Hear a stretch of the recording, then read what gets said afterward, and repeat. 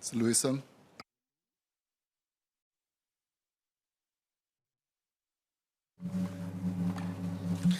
This bill will introduce a framework to control novel psychoactive substances, or NPS. Manufacturers of NPS circumvent the existing legal framework by altering the chemical structure of the substances.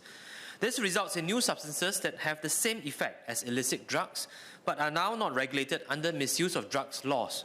This bill will allow us to regulate NPS in a nimble way by controlling substances based on their ability to produce psychoactive effects rather than on their chemical structures. I have three sets of clarifications. My first point is on excluded substances.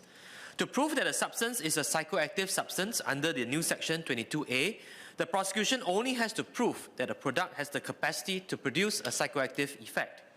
The burden is then on the individual to prove that the psychoactive substance is an excluded substance on the balance of probabilities. Excluded substances include alcohol, food, health products, and herbal medicines.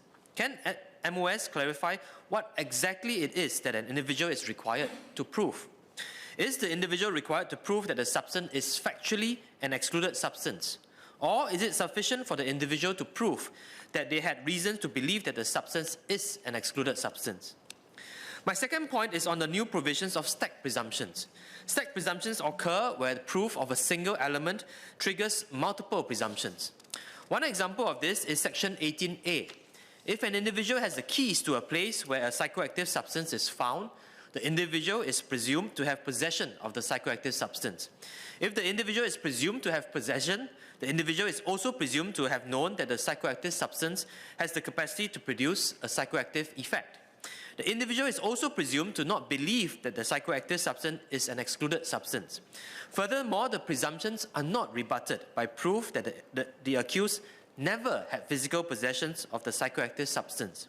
Such stack presumptions are not new under the Misuse of Drugs Act.